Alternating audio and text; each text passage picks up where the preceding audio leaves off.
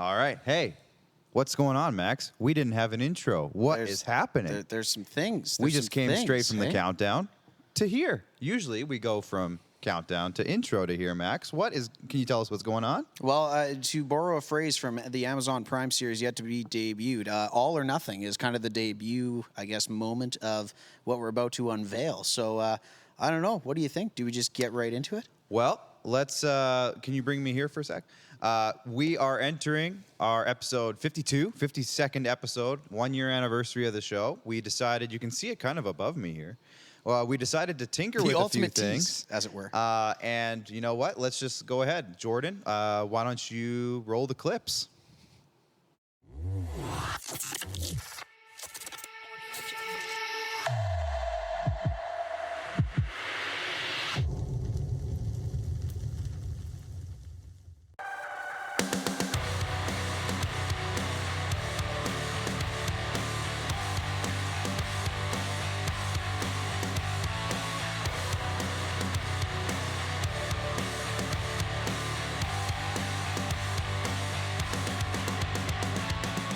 There you have it. We got the new logo. We got the new look. Now, the set itself doesn't look crazy different, but we do have the logos hanging out here. If you look over here, where are we? Over by Max over there, you see our preview board. Next episode will look a little bit different. If you show Max, you can see the logo behind him a little bit as well. So a little bit. We have rebranded, so to speak, but we're going to still be bringing you the same show, the same great show with the same content, great guests every Tuesday night, so that won't change, but we wanted to kind of individualize ourselves. Would you say, Max? A little bit. I would say that was kind of the goal of the endeavor here anyways. At the end of the day, we've been fortunate enough to be doing this for 52 episodes now, my friend, and what a crazy ride it's been, and I think this is just kind of a way to usher in a new era. Like you said, a way to individualize the show a little bit and kind of lean into the identity that's helped been built over 52 episodes with interaction from you guys, with the relationships that we've built here at IKS Media and throughout really just our partners, everybody. It's been an evolutionary process, so we needed to evolutionize the branding a little bit. Absolutely. So there you go. Let us know what you think in the comments again throughout the night. Ask us anything, as we always tell you to do every single episode. Did you update Hulk? You know what? We didn't. Hulk's going to be wearing the old gear, so that's one thing That's we'll on have to you, do. man.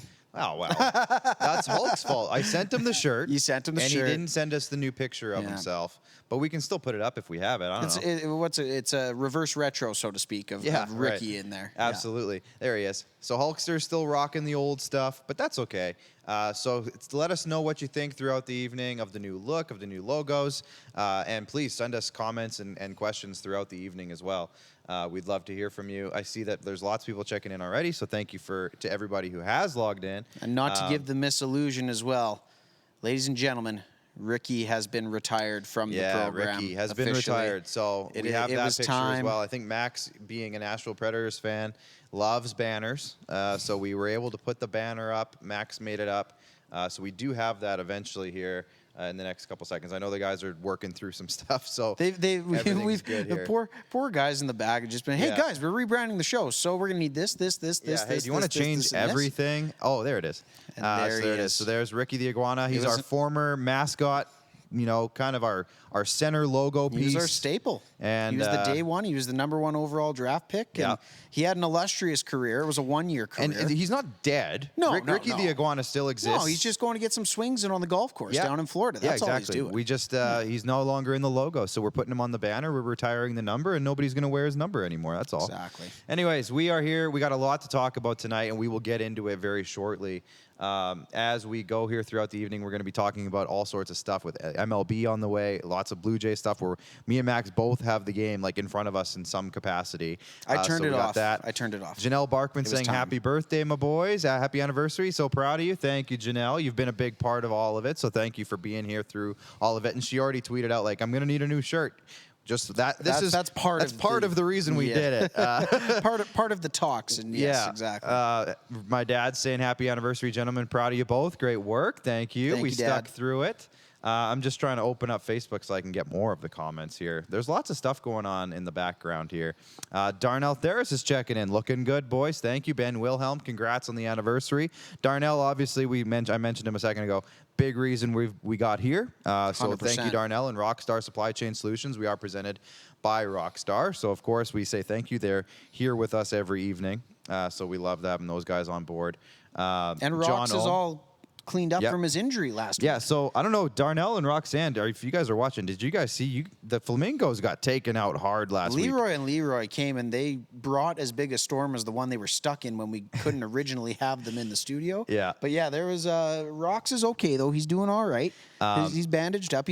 Unlike Christian McCaffrey, he's expected back this week. He's playing, yeah. I don't know if you guys watch wrestling, but Leroy behind the camera took Rox into a tables, ladders, and chairs match. Backwards, Superman smashed a table or a chair. That's the only wrestling move I know is the suplex. They had a rough go, but she patched all up and she's good to go. So we're rolling. Lots of people checking in. We're gonna get to the comments throughout the evening as we go here. John Ohms checking in, new look and logo. Good job, Robin Wildy. Our Uncle Robin says, pretty sweet, guys. John O'Flynn says, is my man Jordan Blodgett on it this fine episode 52? Oh, yeah, he is. He's doing more than enough tonight. He's doing some big work. Jackson Seal, good question. Clark, when's the last time you wore shoes?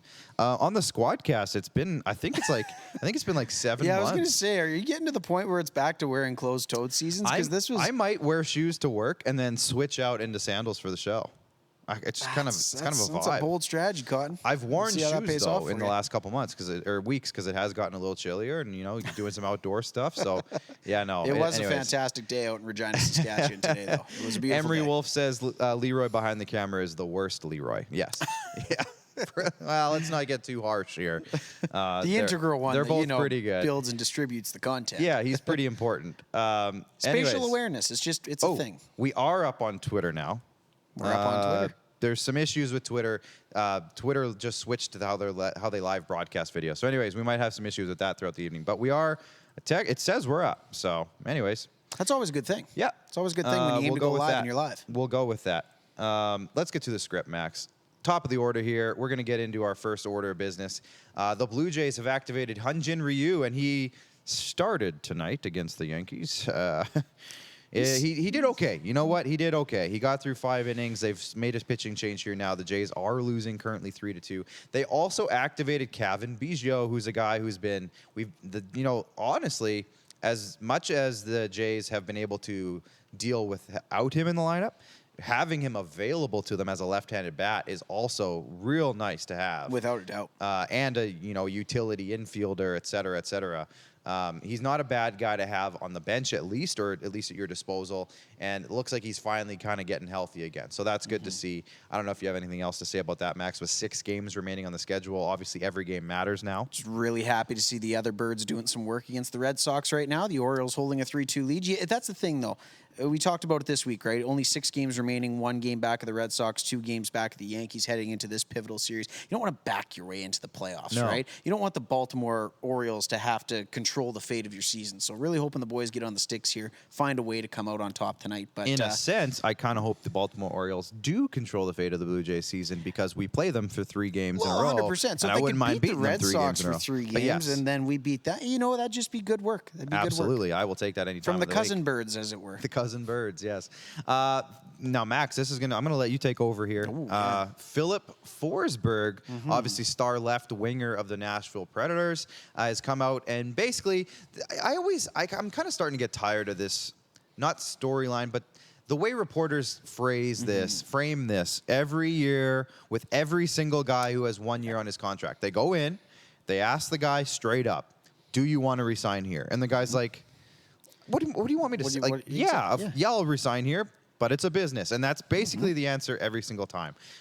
So, I mean, I don't know, Max. You're the guy on the ground in Nashville, kind of. Never been there, but would love to. So Philip Forsberg, the mustache hero, what do you got on him? Because I know he's a big part of the team right now. You know what? You kind of phrased it perfectly of just how reporters set up the questions. Basically, the tale of the tape here is that on ESPN 102.5 The Game, a station in Nashville that covers the Predators pretty in depth, I would say, they had an interview with him, right? Standard kind of preseason interview. The players are getting their rounds in, going about their, I guess, preseason media obligations, as it were.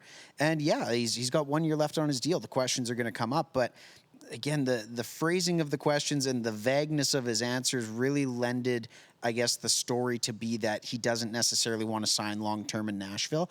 I don't know how much I'm going to read into that on September 28th before the season's even begun and the puck's been even dropped. So obviously it's a bit of a transition year in Nashville. He's a forward in the prime years of his career, or I guess the new prime being 22, 23, 24. Maybe he's in the latter years of his prime, but regardless, he's still a young forward who is more than capable of some dynamic offensive things. And one of those situations where the Predators, I'm sure, would like to get him locked up, but as you alluded to earlier, Clark, it's a business. The numbers got to be right. The situation's got to be right. By all accounts, he's done nothing but be a very good Nashville Predator for a number of years now since they acquired him in that illustrious trade in exchange for Martin Erat and I believe Michael Latta. Didn't exactly go on to have the biggest career after, but Philip Forsberg is a very integral part of this Nashville Predators team, and as they head into a window of competitive-ishness is what I'm going to be phrasing it as, it's going to be interesting to see if David Poile finds a way to re-sign him, because another longtime Pred, another valuable Pred, Matthias Ekholm, is also in need of a contract. So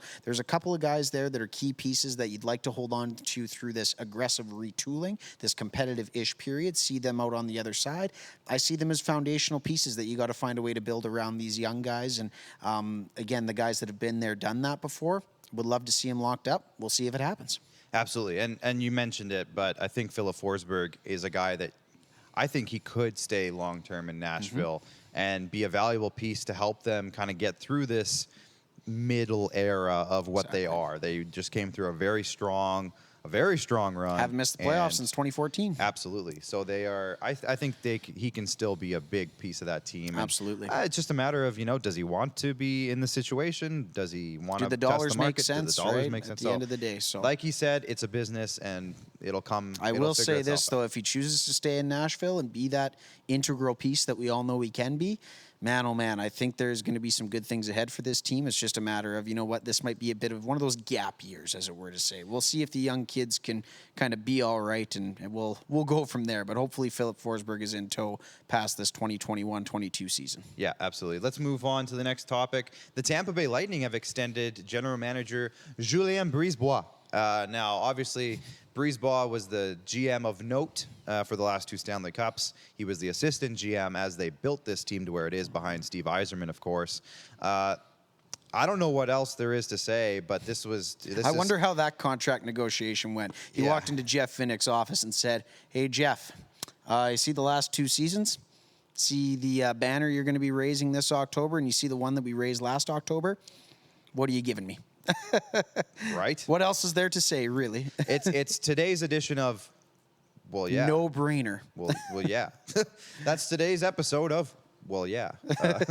So anyways, just kind of interesting news. He's going to have a big task ahead of him for the next few years to kind of keep that ball rolling in Tampa Bay. They still have a lot of good pieces there. I don't think they're going to be that bad of a team. Evander Kane, Max. Now, this guy... It's one after another with this guy, and we kind of talked about it before the show. Like, do we even want to bring this up? Because we feel like we're almost ganging up on the guy. I know. But now, after a gambling, allegation, which he was cleared of, but he's still in it. He comes out and accuses his own wife of sexual abuse. Then she comes out and accuses him of sexual assault, abuse, whatever, a lot of things. It sounded terrible, and I don't even think we've heard the last of that yet. No. And now, within a 3 or 4 week span, now he's breaking COVID protocols. So it's like, okay, so this was actually talked about upstairs with Rod and Dupes today on the RP show. But is this just getting to a point now where they had to find a reason to get him off the ice? And they're just looking for something here, because I don't think the Sharks wanted him playing games right now, and they needed a way to do it without buying him out or doing something along those lines. But again, it kind of feels like, are we just jumping on him because he's an easy target now? Like, it almost feels like that. You know what? I've tried to adopt a new mantra these days, and this doesn't make very good sports talk, but I don't like commenting on stuff anymore that I am not educated about. I saw the headline. It sucks to see that he's in the headline once again for some negative things. I would love it to be for the guy that we know that can score 30 and 30 in the NHL. Led his team in scoring last year. Exactly. Just in spite of all of this thing, this has been a year-plus long thing with Evander Kane, and again, he still goes out and shows that he can be a fantastic hockey player, which again, when serious matters like this come up, hockey is completely secondary. However, man, at the end of the day, we're kind of at the point with Evander where it's let it play out. Unfortunately, it's seemingly looking like he's going to be a guy where negative headlines follow him for the rest of his career, should he still have a career in the NHL. Again, we know the talent is there as a hockey player, but can the all-around person show up to the rink every day and show up to the house every day, be a good family man? By all indications, we're seeing a bit of a tough spot for Evander, but here's hoping he can turn things around. I want to go back to what I said a few weeks ago. This is a very public thing. It's a messy thing. You don't wish that on any family to go through this. And I just hope that for his sake and his family's sake, he's able to find himself on the other side of it in a good standing. That's all. Absolutely. We always want to see the best for everybody involved in situations like this, so that's kind of just where it is. Week 4 NFL news, one of the biggest upcoming events, let's call it. Tom Brady returns to Foxborough to face his old team, the New England Patriots, his old coach, Bill Belichick, and everybody's talking about this. This is going to be the marquee matchup of the week, even if it's not the marquee matchup of the week. This is it. Brady versus Belichick. Now, this Sunday nighter. This is the first time that Brady has been back to New England since he left the team. I think it's the first time they've played each other since he left the team, if I'm not mistaken. Yeah, will we see Bill Belichick beat his former student, or will the student finally beat the master? Max, what are your thoughts?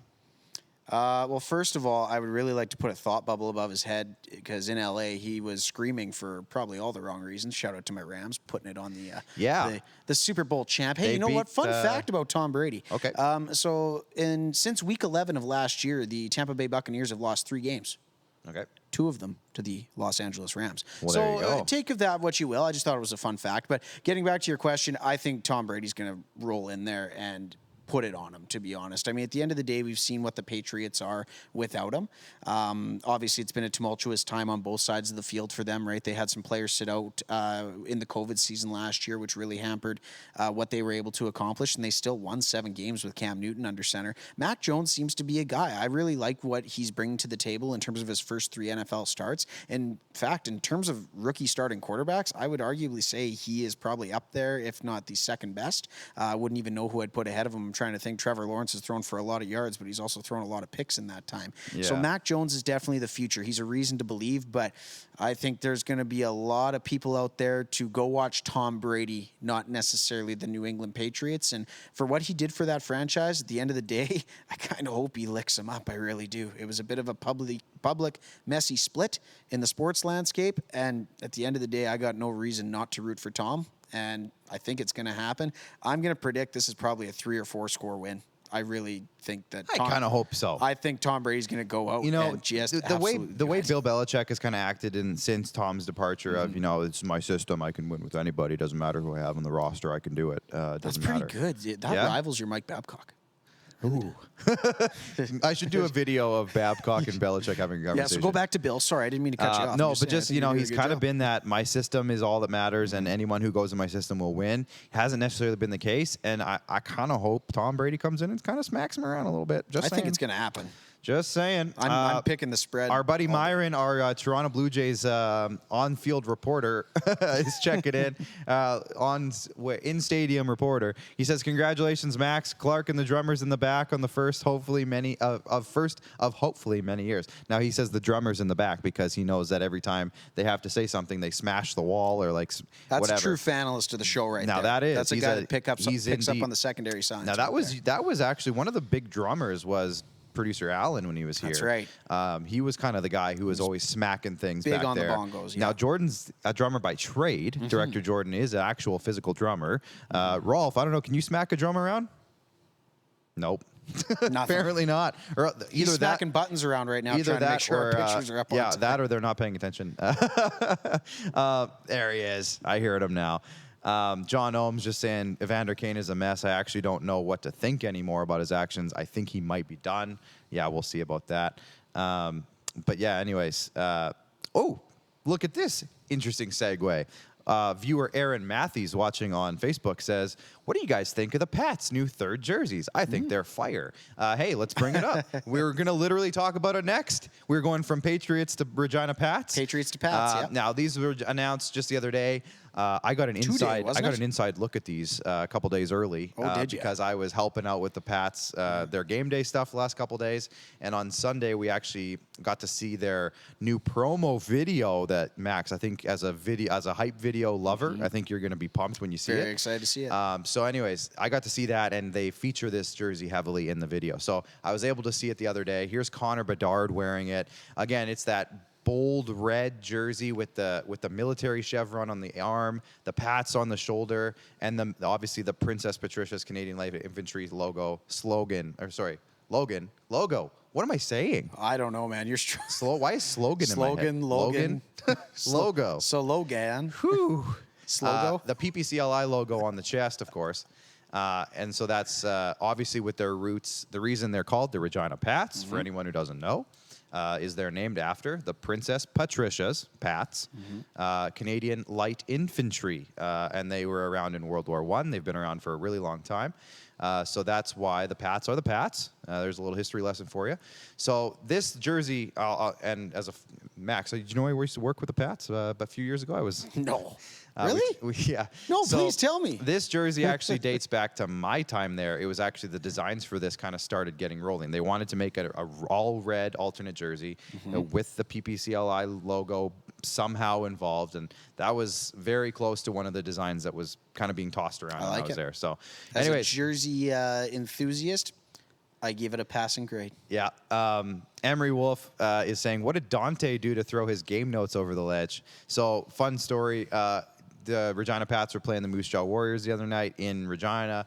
Dante DeCaria, who I think we have to have on the show at some point. He's the new voice of the Regina Pats. For sure. He got so excited near the end of the game, like 3 minutes left or something in the third period. He did something. He was flailing his arms or something. He knocked his game notes over the ledge onto the crowd. So there was a little duotang of a bunch of game notes and player names and it's a fun souvenir. Notes. He knocked it over. So Emery, who was watching tonight, he ran down and grabbed it so that a fan didn't run away with it. That's a nice guy right there. We got it back up to Dante before the end of the game. He was very pleased and very happy that we did that for him. Robin Wildy says, the Pats' new hype video, I'm guessing, is probably 98% Connor Bedard and 2% the rest of the team. No, it is about 20% Connor, but they did split it up pretty evenly, and they're trying to focus on a lot of the players. There's a lot of good players on the team this year, so they should be an interesting squad. Moving on as we continue forward, has Nick Alberga logged in yet, gentlemen? Yes, okay, so we should probably wrap this up.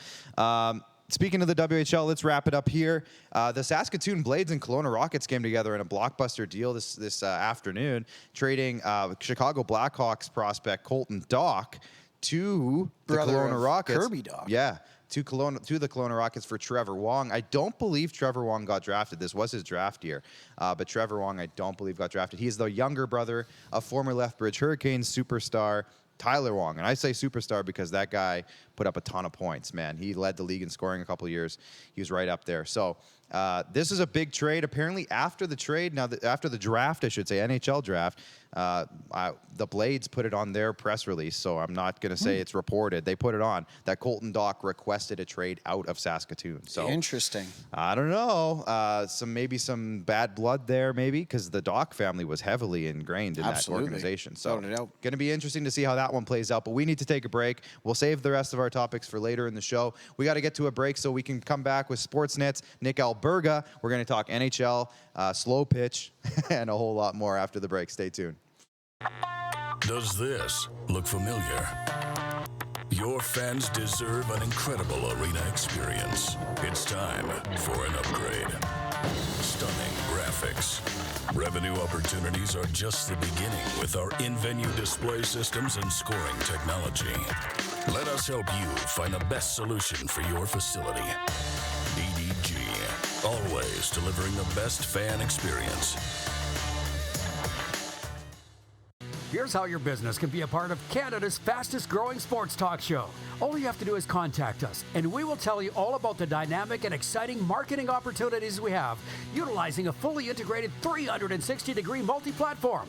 Imagine your business seen and heard across Canada on Game Plus TV and around the world on the Rod Peterson Digital Network. You will use one of the most overused expressions in sports. You gotta be kidding me. Get your business involved. Contact the Rod Peterson Show today. Everyday hoop life.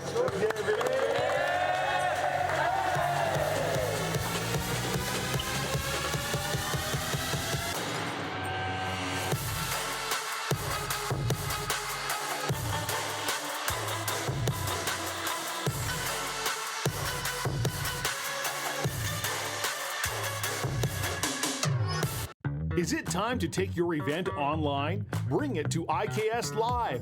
We've got a fully customized virtual event platform with remote guest support for your next fundraiser, talk show, conference, performance, and more. IKS Live offers live streaming to Facebook Live and YouTube and pre-recorded capabilities, both in our studio with green screen available and on location with pre-production and post-production services. IKS Live, the proud producer of The Rod Peterson Show and The Recovery Hour. Visit us at ikslive.ca.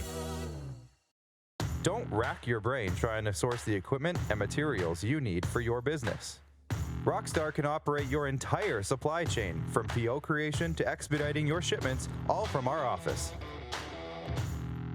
Leverage the buying power of the Rockstar buying group to not only save money and time, but also the headache. From gloves to glue, we can provide it for you. Find out more at rockstar.com.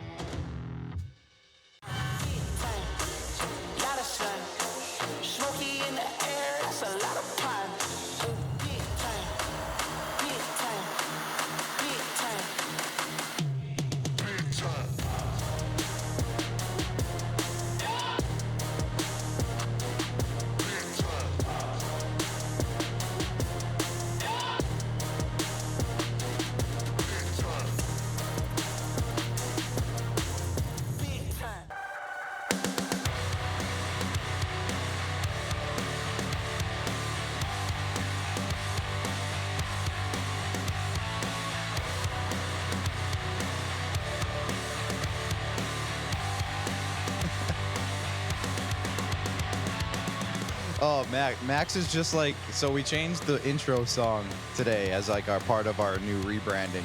And Max all afternoon has just been like headbanging to this song. He's a big fan. So might have had something to do with the selection. Yeah, well, you were part of the process, yeah. Part of the process. Let's check in with our guest to see what he thinks of the new intro, Max. Our next guest is an all-around let's check into there we go. Our next guest is an all-around all-star when it comes to talking about all things NHL, and he's got the shirt that we sent him. He's got it. Look at this. That's our now, man. Nick, Of course. this was one of our first guests on the show, so we figured we had to bring him back for our big one-year special. So back to help us celebrate that with the NHL season looming on the horizon. Let's chat. Nick Alberga from Sportsnet. How's it going, man? Thanks for jumping on tonight. Boys, I'm fantastic. Happy birthday, and my apologies. The bigger plan was to pop out of a cake for you, but I have no budget for that right now. Totally understandable. Absolutely. In a birthday suit, too. Oh, man. You know what, Nick, we're going to have to cancel this. Let's try again next time. For the clicks, hey? I like it. I like it. Anyways, Nick, you've been a busy guy lately because I know every time I asked you to come on the last couple of weeks, you said you had slow pitch. So can you tell me what happened with your slow pitch league? So we ended up losing in the semifinals of the playoffs to a team. There's always a team that can be in the league, and we lost to that team. But I absolutely raked in the postseason. I think I was 13 for 17. Took me a while to find my stride, hit the batting cages a bit in July. But there's always that team in the league that shouldn't be in your league. And everybody out there watching and listening knows this. Anything you play, there's always a couple teams that shouldn't be in the league. They should be higher, but they're not, and they always end up winning. Well, maybe the Blue Jays could sign you up because they could use some run support right now. They're down 3-2. Look, what is that? Bottom bottom of 6, it looks like. Max's little iPad's on here. I'm trying to watch it from like 6 feet away, and it's not exactly big in my view. But before we get to, we're going to jump right into the NHL talk, Nick. But before we get into maybe some team previews, there's a couple real intriguing restricted free agent talks that you're probably sick of talking about, honestly. But there's 2 big ones. We got Brady Tkachuk in Ottawa, and we got the Pettersson and Hughes saga in Vancouver. Just out of the 2, I won't say, what are you hearing, what's going on with those, but what one would you be more worried about if you're a fan base?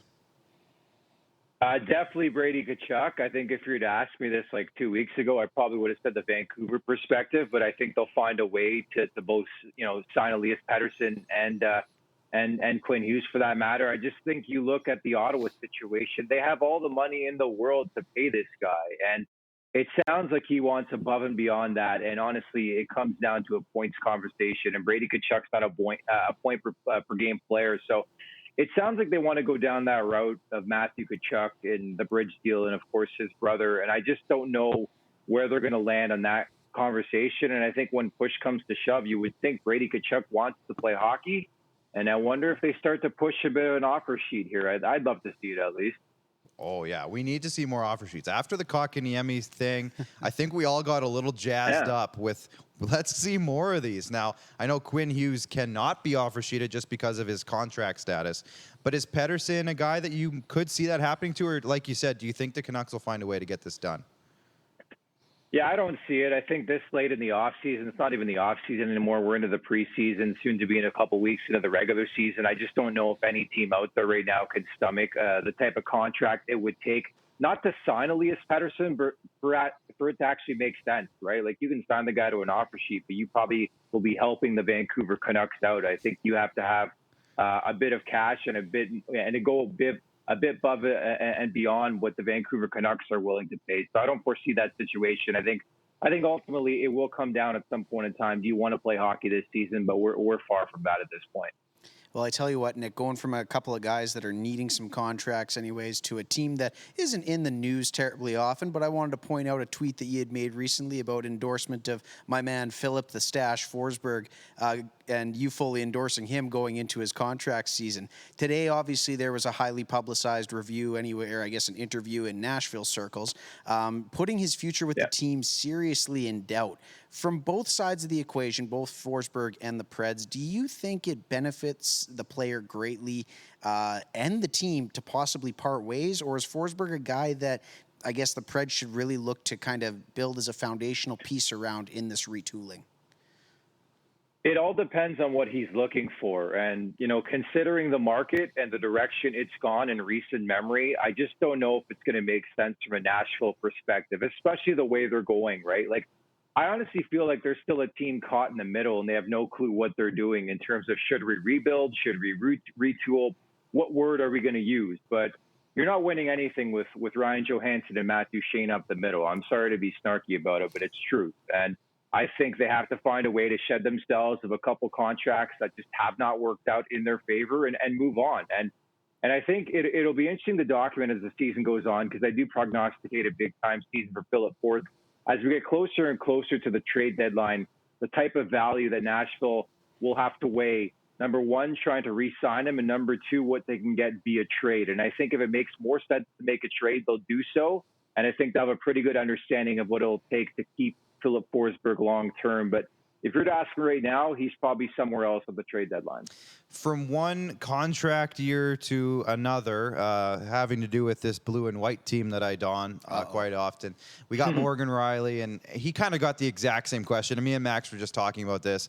I'm kind of getting tired of some of the ways where, everyone frames a contract year as this big dramatic thing every time. But they did ask the question for Morgan Riley, do you want to be here long term? What do you think? And he's like, yeah, I do, but it's a business and all that.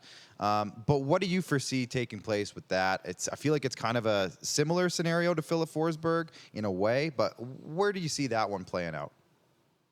It's similar, but it's interesting too, because I think, you don't have to take, it doesn't take a rocket scientist to suggest there's going to be massive changes in Toronto if this team can't get past the first round or even make the Stanley Cup playoffs for that matter. So I think that will open the door for Morgan Riley to either stay or go, if that makes sense. I think, for example, if they don't make the postseason, I think they have to make a seismic change, and that includes trading somebody, and it's going to be Nylander or it's going to be Mitch Marner, right? I don't think Matthews is going anywhere, clearly. I don't think John Tavares is going anywhere, and maybe, that is a conversation later on this season, but I just don't see it for the captain. So realistically, it comes down to two guys, and what I'm getting at is that you'd have to free up money.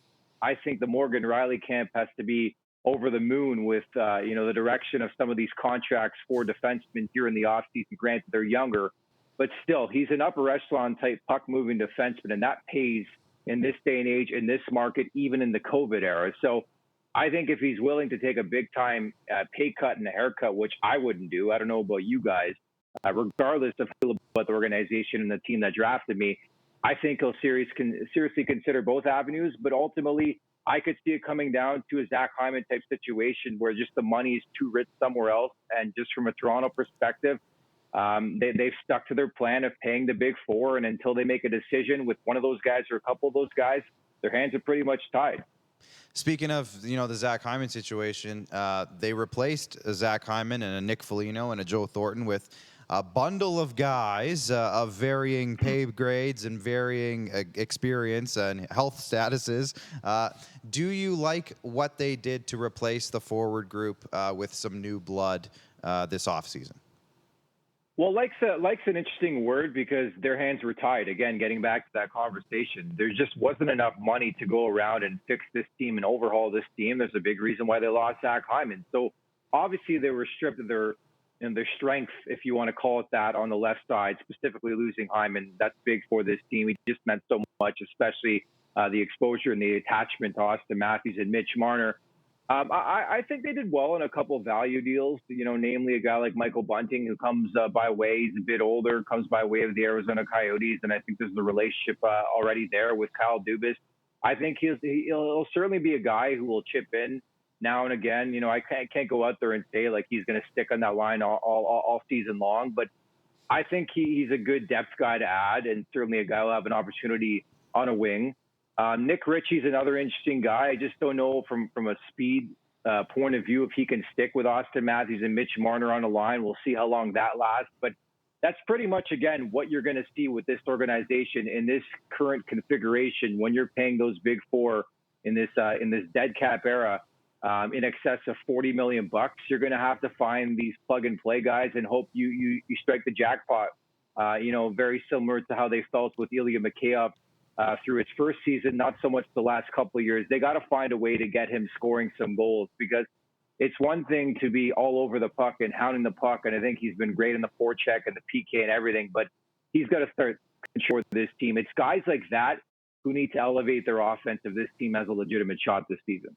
So, Nick, I've followed you on Twitter for a while now. I've noticed that you are a big fan, or I guess an advocate, rather, of the quote-unquote phrase, someone make a trade. I haven't seen it in a few days. Has he tweeted that before? Once or twice. Oh, okay. I've picked up on it once or twice. If you were to place a good wager, my friend, what would you say will be the first sizable trade that we will see in the NHL this year? Obviously, some interesting cases. We talked about it, the aforementioned Forsberg. You got Vladimir Tarasenko in St. Louis, where I'm not too sure how that situation's worked out at the start of camp. And obviously, Jack Eichel. We're all sick of hearing about that situation until something gets resolved. But if you were to place a wager, who's the first sizable move and who are the partners in that transaction? Yeah, I think it's got to be Jack Eichel and the Buffalo Sabres. Now, granted, he's from what I hear, still 6 to 8 weeks away from even skating. So it's like far and away when he's actually going to be able to return. But there's got to be a conclusion or a resolution at some point in time, you would think, over the next couple of months. I think it's pretty clear that Jack Eichel has played his final game as a Buffalo Sabre. I'm just curious to see who steps up when Eichel hasn't played hockey in a long, long time, and he's coming off a pretty serious injury and something that needs surgery, right? So I just think there's a haze, there's a cloud, and I think it's best for all parties involved to move on from this situation as best they can and start fresh. And so I think there will be a point in time, I don't know if it's before the season or in the early going or in the first month, where let's say a team is off to a bad start and suggest that, hey, maybe a Jack Eichel trade can get us going again. I think that's when the conversation will start to pick up a bit. But to answer your question, I think it's Jack Eichel, just because there has to be a resolution in my world one way or another here. The Jared McCann era has started in Seattle. And obviously they had a big offseason considering they just started their entire franchise and they added all of the players ever in franchise history this offseason. But what do you think about how they handled the draft overall? You don't have to get into the nitty-gritties. Or how do you think they did overall in the offseason? Do you think they've set themselves up to push for a playoff spot in that Pacific Division? Look, this is not a cop-out, but I still think it's significantly early to make an assessment, and I understand what you're asking me. I think in general, in my world at least, they've done pretty well. I think it was quite clear, knowing what we did about Ron Francis as a GM in this league and as an executive. He puts a prize on defensemen, which I think they're really, really strong defensively, and the guys they brought in there, and goaltending. Chris Drieger's a solid backup. Even Joey Decor's a solid third-string guy. And, of course, they have Philip Grubauer, who was in the Vezina conversation last season. So any team will tell you you're only as good as your goaltending and your defense, and that's a really, really good start. Now, it's, concern, and maybe that's too strong of a word for a team playing in its first season in the NHL, where's the offense going to come from? I do think, in my opinion, up front, their best player is Yanni Gourde, who's going to start the season after off-season shoulder surgery and won't start and play till, I believe, early December. I think a lot of it will revolve around him. I think Jared McCann's a guy who's going to be a sneaky type player. I like the Morgan Gigi selection as well from the Carolina Hurricanes. They have some really good depth players, but it remains to be seen if these guys can elevate themselves to the top six looks. Now, we were having the same conversation with the Vegas Golden Knights, and there was a lot of great stories there. So I wonder if it could happen again. But I think when you look at this, current configuration of this roster, I think they're going to be really, really difficult to play against. And from a defensive standpoint, they got some really, really good players who are really good players already in this league. So at least keeping the puck out of the net, I think they'll be good. And I think it'll be a search for offense. But I think I certainly look at them as a team that's going to push potentially for a playoff spot, if you can believe it. So, Nick, we'll stay south of the border for this one and probably excluding the Kraken anyways, just given your answer there. But, I mean, using the offseason for context in terms of a timeline, wire to wire, who were a couple of teams that stood out to you that made significant progress and that could emerge as dark horses this year through either development or signings or trades? Or, again, just who do you overall think had the best offseason in the good old US of A? Yeah, well, right away when you ask that question, like the Los Angeles Kings come to mind, and maybe more so because of the division in the Pacific Division, where I do honestly feel like it's wide open outside of the Vegas Golden Knights. I have no idea what to expect from Edmonton. Ditto for Calgary, the Darryl Sutter era in 2021. How's that going to unfold? So I think you look at Los Angeles and the needs and what they address, bringing up Philippe Danault in free agency for the Montreal Canadiens. Victor Arvidsson from your aforementioned Nashville Predators, I think, is a guy who could potentially get back to the 30-goal plateau this season. Because last time I checked, Nashville doesn't have Anze Kopitar, and the LA Kings do. So it was quite clear that LA guys needed offense, and I think they've looked at that and addressed that. And I think they're expecting better seasons from Quentin Byfield and guys of that ilk, the younger type prospects in that organization to take the next step. And I do feel like they have a very underrated goalie in Calvin Peterson, who's ready to take that next step and be pushed them, by a veteran in Jonathan Quick. So, right away when you asked that question, I thought about the Los Angeles Kings because I think they're going to be a tough team to play against, and I think they've added a bit to their offense.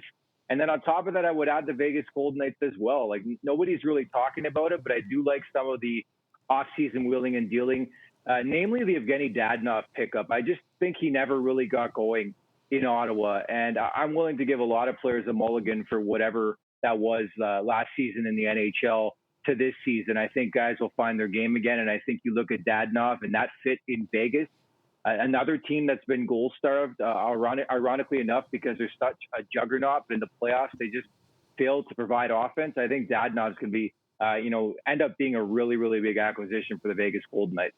I really like the Kings part of the answer there for sure, Nick. Obviously, like you said, some pieces they acquired and a really full prospect coverage. You look at guys like Alex Kaliev and, Arthur Kaliev, Alex Turcotte. There you go. That's, I guess, who I wanted to ask about. The 5th overall pick in the 2019 draft. Yeah. Do they expect him to kind of, I guess, arrive alongside Quentin Byfield, or does he still need a little bit more time to develop, do you think? Well, Kaliev's a guy I actually watched quite a bit in the Ontario Hockey League. We saw what he did at the World Junior, and I just think they're looking, and a key word for them is progression, right? Even with a guy like Gabe Velarde, I think health is first and foremost, but he's another guy who they think obviously really, really highly of. So I think there is opportunity for the youngsters. I know I joke a lot with Dennis Bernstein of the fourth period, who's out in Los Angeles, about playing the kids.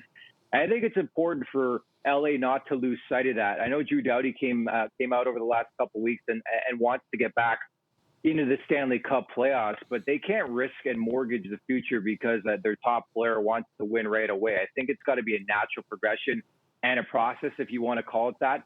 I think the hope is the expectation that some of these kids can make the leap. It doesn't necessarily have to be right at a training camp, but I think the hope is over the first couple months of the season, a guy like Kaliev can find his way into that Los Angeles Kings lineup. But having said that, I know from talking to a couple people out there, there's just a couple of players that are sort of bubble guys like Martin Ferk, who I think they're going to have a look at first before they throw these kids in there. I think it's important to be looking long-term with these kids rather than short-term. AHL hardest shot winner Martin Ferk? Is that who you're talking about? Yeah. Yeah. So, Nick, one of the big storylines that's going to happen midway through this season is the Olympics. We've talked about it a couple times on this show. I'm sure you've talked about it on your various appearances. What do you think? Where are we at with that? Has there been an official that they're going? Do you know if that's the case?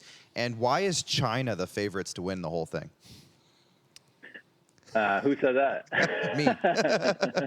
No, they're in a division with Canada and the States. That. I don't know. It's going to be interesting. Because I heard whispers the other day that they're thinking about, and we won't find out anytime soon, but Norway could go in for China because who's going to last I heard, China hasn't played an organized game in like 2 years. Like, who really wants to tune in for Canada to beat them 26-0, right? Yeah.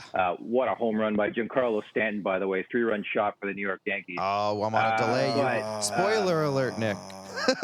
Sorry, guys. But yeah, it's going to be interesting from that aspect. I do feel like they'll go. Obviously, a lot of this is contingent on COVID and the direction it goes throughout this world over the next couple months. But from my understanding, there's a deal in place, and now we're just going to wait and see as we get closer and closer. But you even look at the finer points and the fact that the NHL has carved out, 17 days in their schedule not to have NHL hockey. You start to wonder if this thing's going to actually be a go, which is really, really interesting. And I'll add to the fact that they're going to go ahead with an all-star weekend as well, which I think is fascinating too. Yeah, that was Giancarlo Stanton just dug that out of the dirt and hit it into the third deck at Rogers Center. He's been on fire. $396 million a year. He probably should be doing that.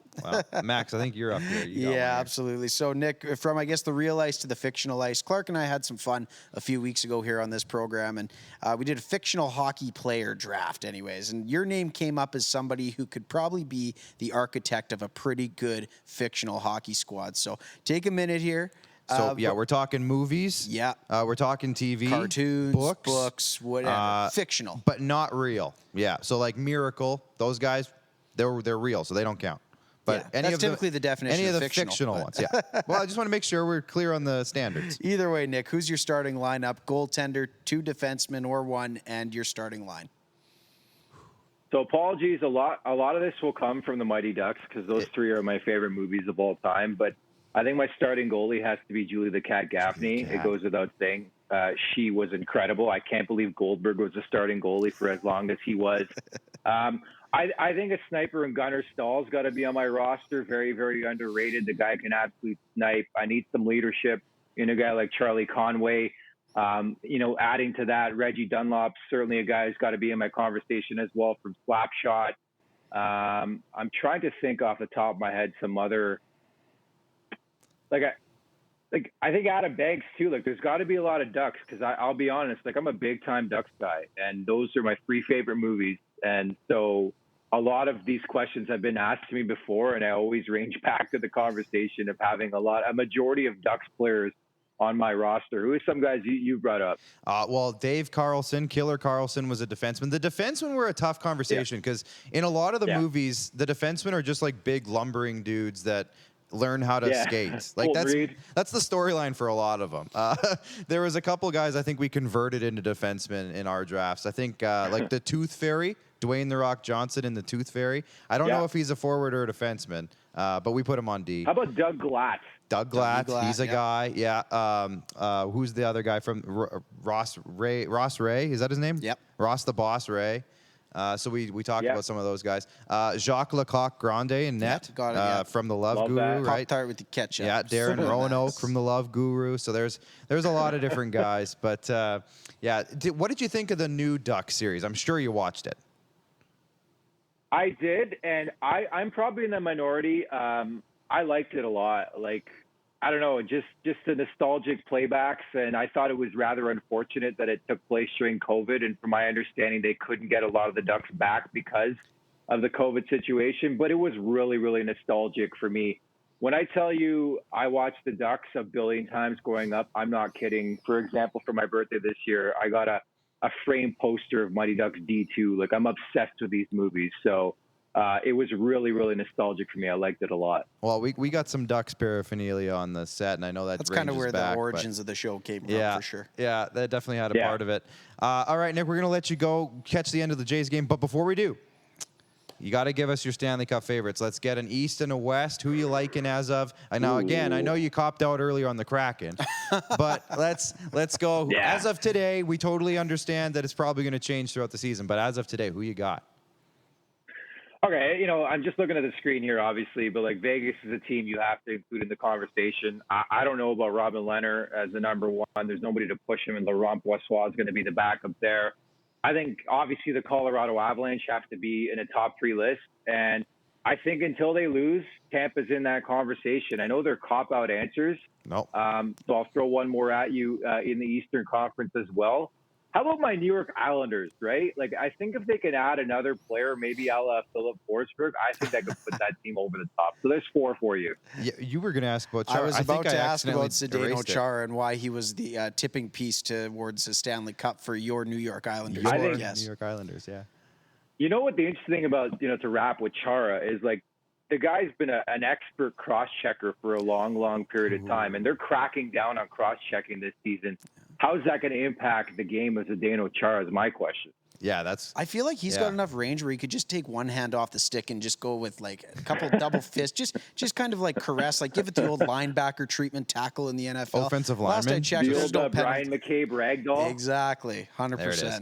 100%. Nick, thanks so much for hanging out. We will get you on again during the season and get some updated thoughts on those favorites as we go. And have a great night. Enjoy the rest of the Jays game. Hopefully they can come back here, and we'll talk again soon. Thanks a ton, Nick.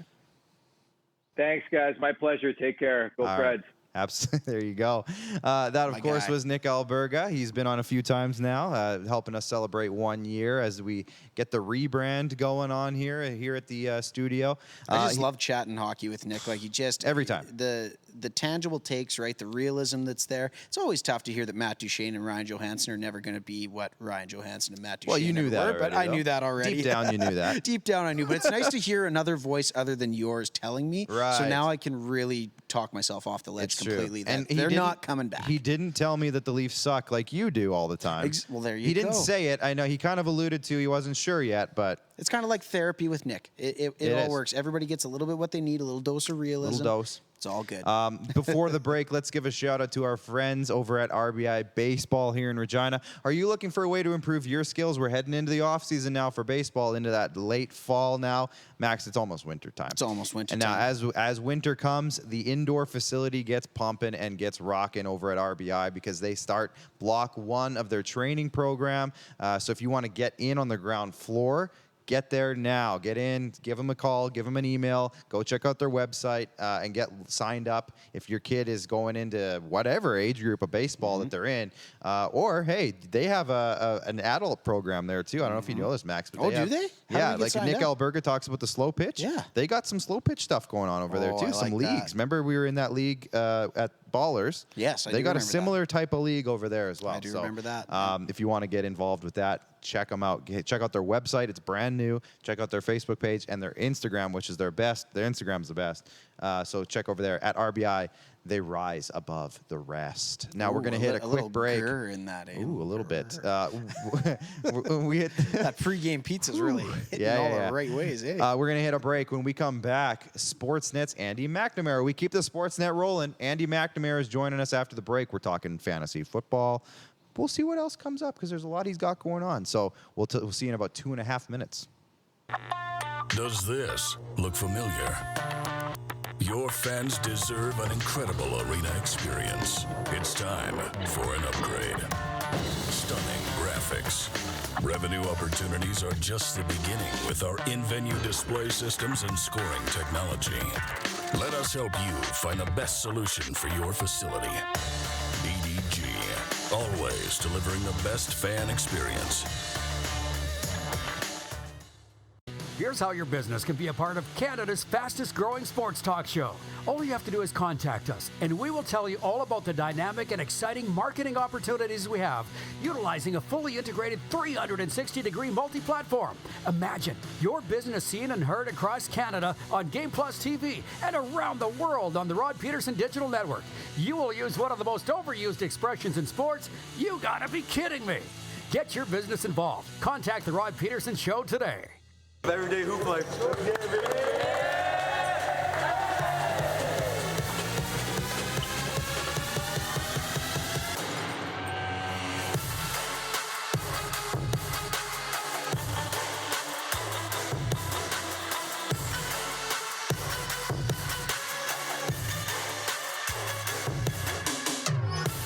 Is it time to take your event online? Bring it to IKS Live. We've got a fully customized virtual event platform with remote guest support for your next fundraiser, talk show, conference, performance, and more. IKS Live offers live streaming to Facebook Live and YouTube and pre-recorded capabilities, both in our studio with green screen available and on location with pre-production and post-production services. IKS Live, the proud producer of The Rod Peterson Show and The Recovery Hour. Visit us at ikslive.ca. Don't rack your brain trying to source the equipment and materials you need for your business. Rockstar can operate your entire supply chain from PO creation to expediting your shipments, all from our office. Leverage the buying power of the Rockstar buying group to not only save money and time, but also the headache. From gloves to glue, we can provide it for you. Find out more at rockstar.com.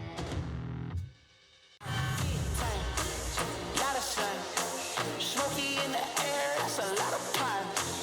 Big time, big time, big time, big time.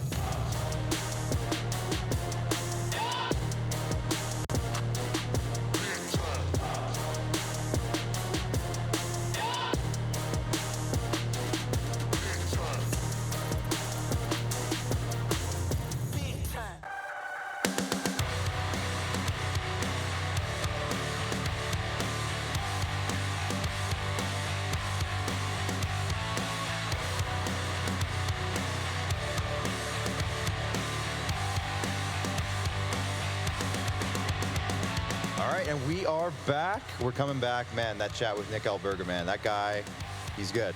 He's good. Unlike your Leafs, he never disappoints. I mean, well, geez, Mac, you always just love to just crush me. Hey, man, at 12 months Leaf chirping season, it's always a thing. It'll always be a thing. Fair enough. And we're going to another guy who just crushes all the time. And we have a few topics to get to with this guy. And we're heading back to the Toronto area. We got Andy McNamara joining us from Sportsnet. Now, Andy is a Browns fan, as you can see. He is a lacrosse play-by-play guy. He is a fantasy sports nut. So he can literally I'd say expert. I would go expert instead of nut. Not nut. Yeah. Is nut an offensive term for you, Andy? It's a trigger word, gentlemen. Yes. No. Shoot. It's we just lost our guest. I'm out of here. Well, Andy, bring back Alberga. Well, Andy, thank you for joining us again. This is our 1-year anniversary, and since you've been on the show a couple times, we felt we had to get you back on here because, as you know, there's never a dull moment when NFL season kicks off, and we have a lot to get to you with that. But I wanted to start it off, Andy, with the Blue Jays. Man, this last couple of months has been an absolute emotional roller coaster. Max doesn't know what to do with himself most nights because he's just either super excited or super frustrated, and it's just kind of been that way. Well, when I'm watching the Rams, I'm much more on the excited side of things. Yes. But anyways, we will get to your Rams. Obviously, you dolled yourself up with Rams gear today. Dolled every day. But Andy, talk to me about this Blue Jays run. I mean, how have you been through it? I know you've been busy with some stuff, but I imagine you're right into it.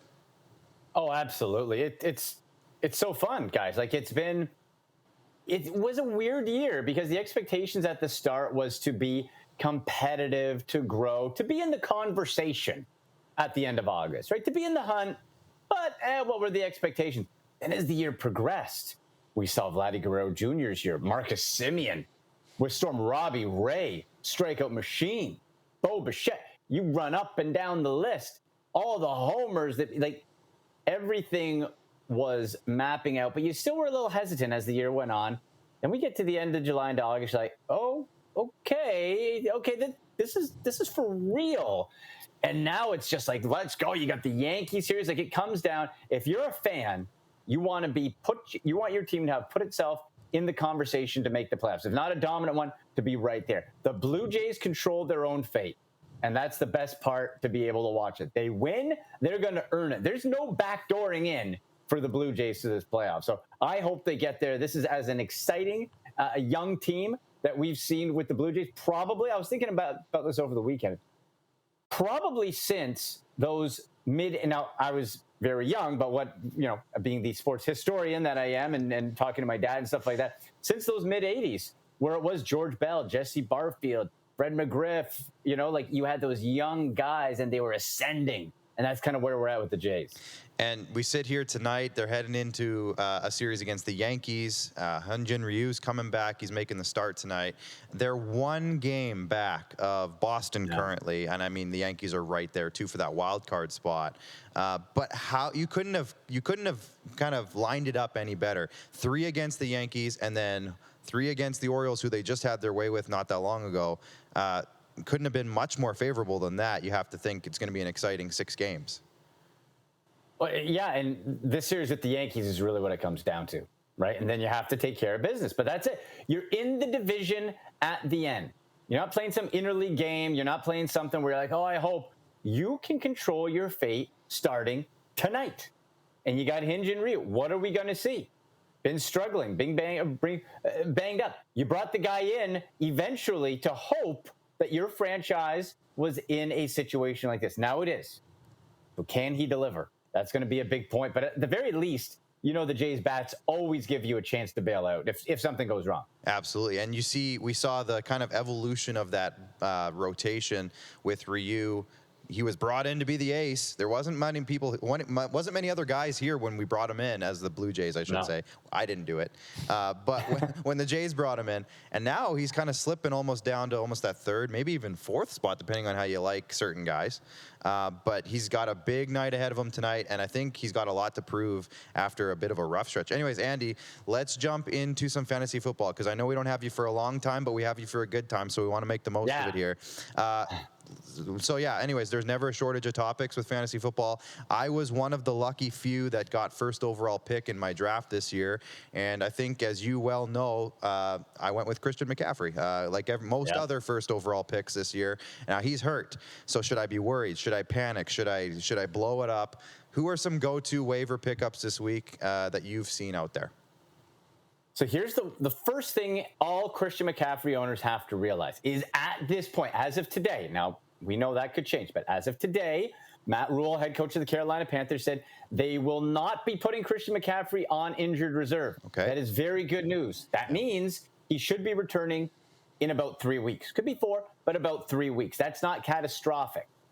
That, of course, could change. But as of today, that's the information we have, which is good news. So the top handcuff in all of football, Chuba Hubbard, Canada's own. Yes. Chuba. So this is going to be fascinating to me to see, where we saw everybody blow their fab budget on that 49ers running back a couple weeks ago after week 1, right? How'd that work out? Like some people the whole year. For Chuba, I would just say be aggressive, but don't get too nuts, because of the fact that after 2-3 weeks when McCaffrey comes back, you're going to have just a guy on your bench. I think I've had 7 different Baltimore Ravens running backs on my roster this year. After all of the stuff that was going on there, I picked up Le'Veon Bell for a couple days. I had Devontae Freeman for a couple days. It's been weird. Max, you go ahead, man. Yeah, I guess I've got a bit more of an overarching question when it comes to fantasy, Andy. And again, being the expert that you are, I had to come to the table. I'm not going to necessarily admit that I'm in this spot, but let's just say a friend is potentially in this spot. Okay. Through 3 weeks of the fantasy season, let's say you're sitting 0-3, 1-2. What's the play here? Is it in a year-long league? Is it time to maybe start looking at some things with that type of record? Or do you stay the course for another couple yet as the season is still a bit long in the tooth? Well, the tricky part is that you're dealing from a position of weakness. Everybody in your league knows you're 0-3. They know. They're not going to give you any breaks unless you got that one sucker who doesn't really know, and then you can take advantage. But everybody knows that sucker. I know another one. It's not me. Darren DuPont is in my league. Darren DuPont is the sucker in my league. So, you can get Darren. Yeah. I'm going to fleece him soon. I'm going to work up some fleece offers pretty soon here. Yeah. So the main point to me would be this. Try to identify the why. Is it one particular position? Now, if your overall team stinks, that's tough luck. But if there's a position of weakness, let's say running back, a guy targeted last week and is still available, and probably around 40 to 45% of Yahoo leagues, is Cordarrelle Patterson. Guy's legit, boys. Guy is legit. He's done it 3 straight weeks. I got him off the waivers before it was cool. Talked about it in the Sportsnet Fantasy Minute as well. He's got rare dual position eligibility, wide receiver and running back. I really like that pickup. J.D. McKissick, I feel, is going to have a bounce back week. He got dropped because of his slow week. McKissick is another guy, especially for PPR, you're going to want to grab and get on your roster for this upcoming week's matchup. I like hearing that. You have him? I've got JD. I'm Okay. feeling good about it. Well, there you go. I do too. Yeah. So, Andy, we're sitting here through 3 weeks. We got the New York Jets. We got the Indy Colts. We got the Jacksonville Jaguars. We got the New York Giants. We got the Detroit Lions. None of these teams exude a ton of excitement for me when I say them, but they're all 0-3, right? They're all, the bottom of the barrel. Who among these teams can win a game first, I guess? And who's the worst of these 5 teams? If you need me to repeat them, I can. Jets are the worst. I even if you didn't say the names, I would just say Jets are the worst.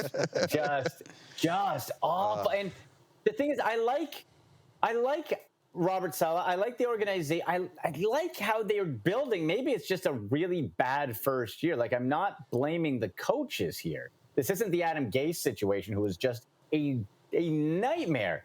But Zach Wilson, what was it, week 2? 4 interceptions. They get shut out. What are you doing? There's no offense. There's no. So they're the worst. I think the Detroit Lions have been snake bitten, and they're better than that 0-3 record. Like, you're telling me that non-call on Lamar Jackson for the clock hitting 0 for 2 seconds, and then Tucker boots the longest field goal literally in NFL history, and that's how the Lions lose. That's just hard luck if you're a Lions fan. That's really too bad. This team is better than their record. I like the efficiency of Jared Goff. I love T.J. Hawkinson. I love DeAndre Swift, and Jamal Williams is somebody as well as a bench depth guy who has proven some standalone flex value, and at the very worst, a high-end handcuff if something happens to Swift. There are pieces here. You just got to get that one little bit of luck to pop them over the edge. But the Lions are the ones I'd say who are closest to jumping. I will say this, though. I was ready to give Justin Tucker a big old hug for saving my 7-game parlay with that 66-yarder. So very, very happy with that. And as you alluded to, Andy, the former Ram, Jared Goff, finding a way to keep them in games. And it seems like he's on a bit of a revenge tour for how he was ousted in L.A. But on the flip side of the coin, I'll just give you a few words here. Matthew Stafford, MVP. Got thoughts? Looking good. As long as he keeps that thumb and back in check. Because the last time he was in the MVP conversation, I'm gonna knock on wood for Matty. Okay, I'm gonna knock on wood for him. Last time he was in that conversation, he had that thumb and then it went sideways. Yeah.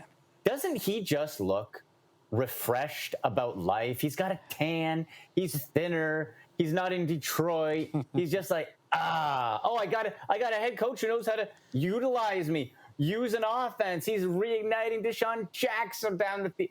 This is a team to be reckoned with. And I got Matthew Stafford on one of my fantasy teams at I think my third or fourth last pick, like late in the draft. And man, is that paying off big time. Like, Matt Stafford is legit. They're doing it with a hodgepodge running game as well. That's nothing to get excited about. But the rest of that team, I wouldn't want to be playing them right now. I'll tell you that. So from MVP Matty Stafford to Matty Ice, I got my Falcons jersey here. I won't worry about it. Max was really upset that I brought the Falcons jersey at all. It's the wrong birds this week, buddy. It's the wrong birds. But they won. They beat the Giants. So we got a win under our belts. I don't know if I want them to win at all. I'd rather they didn't. I'd rather they just rolled over and died and just got the first overall pick. I'd be happy. Yep. But I don't know. What do you think about the Falcons? I know they've always had weapons the last few years offensively. They bring in Kyle Pitts. Obviously, they traded my boy Julio, but they still have some guys there. What do you think the outlook for the Falcons is? Starting 1-2, it's a tough division now, especially with Carolina 3-0. So I don't expect a whole lot playoff-wise, but what do you think they're going to be doing the rest of the year? I unfortunately don't think much. That's Don't my hold honest back, opinion. Andy. Don't hold back. Tell them what you really feel. Be vicious. I would say plan to watch a lot of college football. All right, Okay, this fall. good call. Get used to watch Spencer Rattler. Okay, get ready for the draft. But seriously, from real life football, there's not a whole lot to be excited about. It's a transition year. That's what it is. But fantasy wise, I mentioned him earlier. Cordarrelle Patterson is somebody you need to get on your team, folks. You do. Yeah. You got to get Patterson on your team. Doesn't it feel like forever, guys, that we were waiting and he flashed a little bit here and there and he sprinkled some fantasy glory and then he disappears? I think he's here. I think he's got a role. The opportunity's presented himself with Mike Davis because Davis not an exciting back, not a dynamic back, and you can use Patterson in both roles and really slide him out. I'm disappointed in the production from Pitt so far. I'm still a believer in him that he's going to be a stud. He's only 20 years old, people. Remember that. He's only 20. So I think there are some definite building blocks, but the structure above is crumbling. Do you think that we're getting into trade talks now, physical trades, not fantasy trades. Do you think that Matt Ryan is a guy who by the trade deadline, which is always, again, as hockey fans, we're used to the trade deadline being late in the year, but football, it's early. Do you think that he's a guy that could get moved? Like, is there a team out there that would say, all right, we'll bring in a Matt Ryan? Team out there bringing a Matt Ryan. I'm trying to think as to who would be because really, if you're getting Matt Ryan, you're getting him to win now. Right. So you're getting him to go right now. Without there being a catastrophic injury, I'd say no. Like, the only way I see that happening or making sense, like, you wouldn't be bringing him in to just the middle of the road. If you're bringing in Matt Ryan, who still, I still feel Matt Ryan has it. Matt Ryan can be a upper echelon quarterback in the National Football League. He just needs a better environment. So until there's a team or something happens, then maybe you go down. I was going to say maybe the Denver Broncos, but you got Teddy Bridgewater who's looking hot there. So I don't think you need to do that. So I'd say right now, not really. But as we know, that can change with one play. Well, the Chiefs are 1-2. Maybe they'll look to change up quarterback. Get rid of that Mahomes guy. That $500 million investment. What a bum. What a bum. Maybe he'll go to my favorite team, the Washington football team, and maybe he can take over there. I don't know. Hey, you know what? Potentially, right? If Fitzmagic's out for a very long period of time and Taylor Heineke can't find his way, but I don't know. I kind of like Heineke. I would say the Colts, if they find a way to maybe get back in things and Carson Wentz continues to sprain both of his ankles. If he just continues to always be hurt. Yeah. Like, don't you just picture Carson Wentz just walking, like, you see, like, people walking on hot coals, like, ow, ow, ow, ow. Is that how Carson Wentz walks? I think it might be. His doctor's got to be the most stressed out person of all time watching him go anywhere and do anything because he's like, that guy's getting happy. or happy. He has the biggest house on the block. Yeah. Right. Oh, yeah. Yeah, Max, you had one and about... Andy, I guess too many people caught your fantasy minute earlier. I tried to go get Cordarrelle Patterson right away. He's gone in both of my leagues, but either way, great advice for those leagues that still have him available. I want to switch gears. It's a kind of a nice time in Saskatchewan here, Andy. It's the end of the golf season, coming up on the end of our interview here. The Ryder Cup this past weekend. no shortage of awesome content. That Justin Thomas guy, Clark, I don't know if you caught that clip. He seems like a fun guy to hang Seems like a around fun with. guy. Seems like he might be a crowd pleaser, so to speak. Dustin Johnson with the, hey, you're the oldest guy here. Do you think you can still party? Absolutely. His your dad-in-law's Wayne Gretzky. I know. Of course he can hang. Yeah, he's married into a Johnson Gretzky. should be partying. He got into trouble for partying too much in the past. Exactly. Yeah. But Brooks and Bryson seemed to quash their beef, at least for a week anyways. There was a couple of good highlights there. I mean, and I apologize, I must have missed your prediction on it, but did you have the U.S. winning by as wide a margin as they did for only their third victory in this entire century of this illustrious tournament? Wow, no, I did not do. When it hits football season, I'm pretty much on fantasy minutes. Fair enough. Just football with a little bit of baseball. Mm-hmm. So I didn't know it was that long in between victories for that. That's wild. U.S. is stacked, obviously, right? Mm-hmm. So I just I want more personality in golf, and I think we have some. Like we have like Dustin Johnson, certainly not, but he's almost endearing because he has none. Mm-hmm. Like he has the personality of the underside of a table, so you can kind of get behind that. I like Brooks Koepka can be a little quirky at times, right? I just want a little punch. You know, there's never going to be a tiger, but you need some of those rivalries in there. So hopefully something like that continues. The claim is in for Cordarrelle Patterson, and by the way, I put the claim in. Oh. I'll see. It hasn't been a super active waiver wire in my league, so I have a good feeling about this one. So thank you for that. That's a great pickup. I'll send you the royalty check after the show, or if I get them, I guess I got to get them first. I'll say two guys. Quarterback Sam Darnold. He is on a lot of waiver wires. Do not ignore Sam Darnold. I know we don't want to believe in him, but you should. You get him as your backup quarterback for bye week coverage, or because guys, we all got him on you got that one wide receiver. You know you're not putting him in. Right. Come on. Right. You're right. Know it. You drafted him and you're like, no, I believe. Come on. Get Sam Darnold instead. Use him for trade bait or bye week coverage. You know there's that guy that you'll never play. Mm-hmm. Now's the time. Andy, look ahead. This is super awkward, but that guy for me might be Jarvis Landry. Just might be. He's on the IR. Exactly. Keep him on the IR for now. Keep Juice on the IR. I will. Keep Juice on the IR. So, Andy, you kind of mentioned fantasy football and everything. You do a little bit of baseball. But the one thing I want to hear you tell us a little bit more about before we let you go is UFFS, Ultimate Franchise Fantasy Sports. Now, you're big into the football, but I know you're big into the whole thing. So, for those who don't know what this is, you gave me a crash course because you were right here where we're sitting just a few weeks ago. So you gave me the crash course into just how wild this whole thing is, and you have something upcoming in the next month or so that you're also really excited about. So let's start with what is Ultimate Franchise Fantasy as quickly as you can explain it, I guess, because I know there's a lot to it. But what is it, and what's coming up on the horizon here?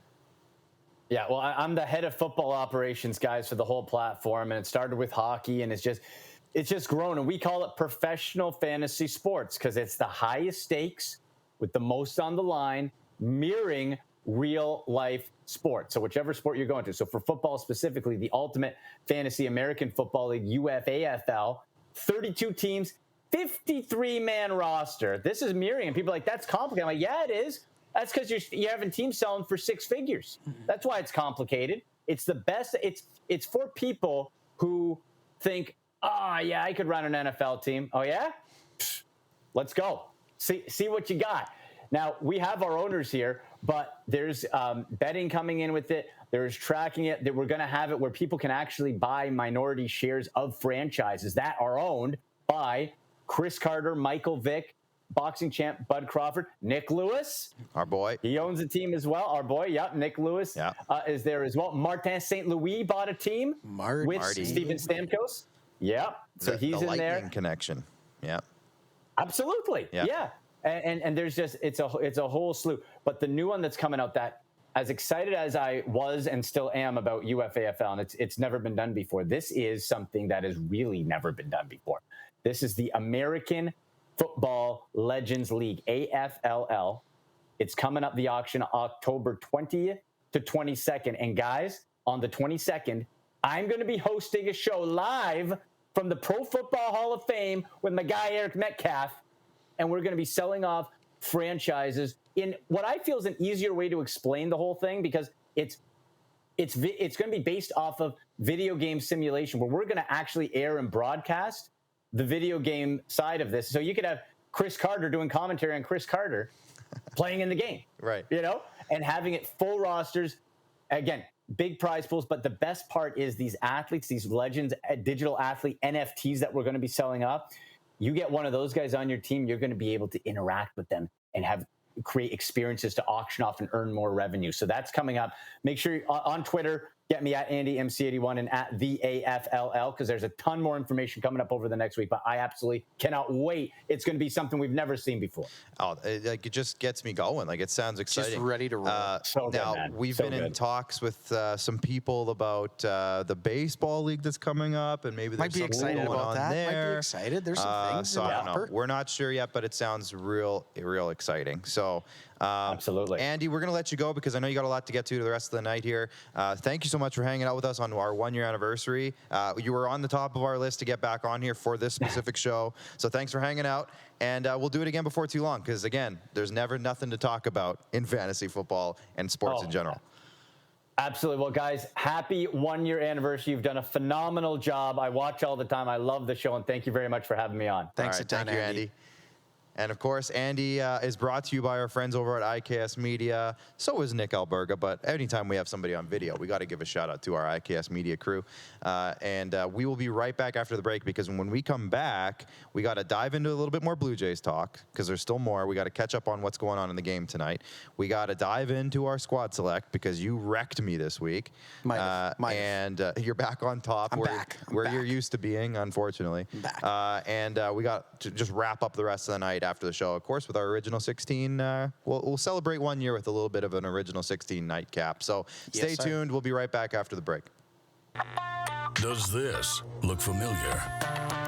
Your fans deserve an incredible arena experience. It's time for an upgrade. Stunning graphics. Revenue opportunities are just the beginning with our in-venue display systems and scoring technology. Let us help you find the best solution for your facility. EDG, always delivering the best fan experience. Here's how your business can be a part of Canada's fastest growing sports talk show. All you have to do is contact us, and we will tell you all about the dynamic and exciting marketing opportunities we have, utilizing a fully integrated 360-degree multi-platform. Imagine your business seen and heard across Canada on Game Plus TV and around the world on the Rod Peterson Digital Network. You will use one of the most overused expressions in sports. You gotta be kidding me. Get your business involved. Contact the Rod Peterson Show today. Everyday hoop life.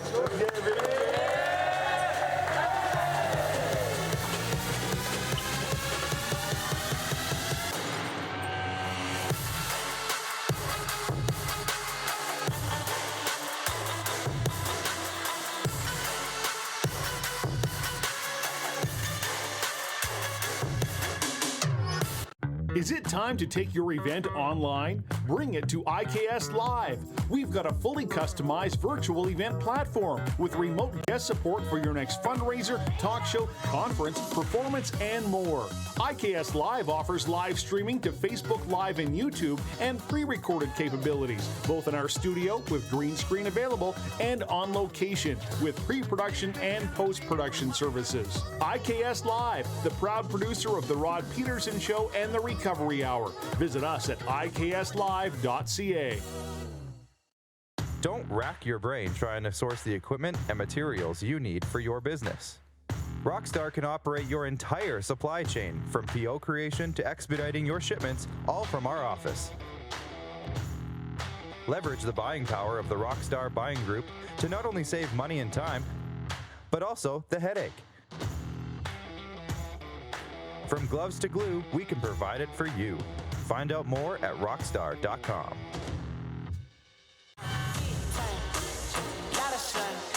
Smoky in the air, that's a lot of pine. Big time, big time, big time, big time.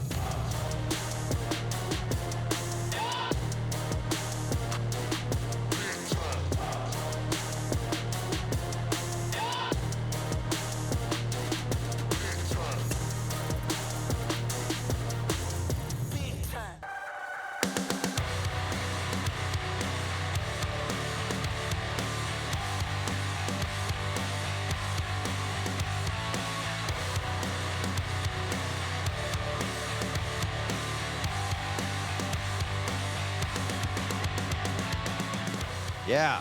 Okay, It's growing on you, isn't it? Both times that's played tonight, I've been like, what is this? And then I'm like, oh yeah, we changed our song at both times. And it's growing on me, but as I said, I'm glad we picked the non-lyrical version of the song. Because it equated way No, too much to it wasn't your even. sports teams? It or- wasn't even necessarily what the words were. I like the instrumental version better for what it is. It's good. It fits great. Yeah, it's Director great. Jordan just nailing it on all fronts. Thank you to those who are still tuned in. I know it's getting late in the night, so we won't keep you too much longer. If you guys don't mind, if you are watching on Facebook or on YouTube, give us a share. Share it with your friends. Maybe tag some friends. Bring them in here. We got a few minutes left. We're going to talk about our NFL picks in just a sec.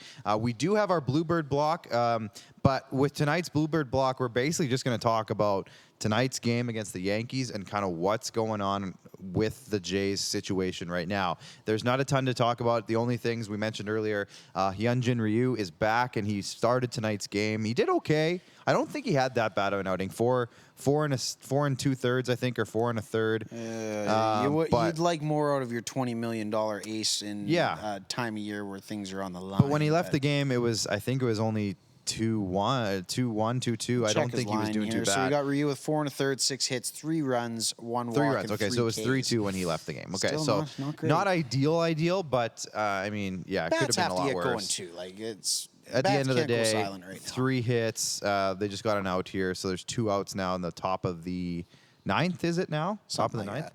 This one's a tough one. Hey, but good news. Baltimore won tonight. The good news, as you were saying, Max, Baltimore beat the let's go. Red Sox tonight. So That's the Blue Jays huge. didn't lose ground on the Red Sox, but they needed to gain ground on the Yankees to get ahead If of we were them. to equate this to a game of golf, this is like hole 12, and you shank your drive to the right. This is your mulligan. This Yeah. is your mulligan tonight for the Toronto Blue Jays. Well, so hopefully they got 2 more games here against the Yankees. I feel like we were talking about, I think it's going to be Robbie Ray and maybe Berrios is going to start the other game, I think. So that's going to be, they need a couple of wins against the Yankees if they want to have a good chance here the rest of the way. They got to win 4 out of 6 to give themselves a chance. Yeah, they've there's gotta do it. There's no tiptoeing around it. They've got to have a good stretch of baseball to end the year here Yeah. if they want to get in. Kevin Biggio, I think I said as well earlier in the show, is also back from injury, so that's good news for the remainder of the season, but he doesn't have that much time to make an impact. Hopefully he does make an impact. So we'll see how that goes the rest of the way. Another pop-up here, it looks like. So there's going to be 2 outs now in the top of the 9th. So unless the Jays have a massive bottom of the 9th, which they're they've done capable before. They're capable of. We won't count them out yet. Yeah, but we'll see how that goes. Anyways, I think that's kind of going to do it for me anyways. Do you have anything else you want to add about the Jays right now? Not terribly. Outside of I've that. said what I need to say. Like I said, they need to have a good stretch of games here to end the year. They got to find it on the sticks and on the hill. The starters are going to have to carry the load. It looks like it's one of those things where it's just would have liked it to go a little bit better tonight. However, Baltimore does us a favor.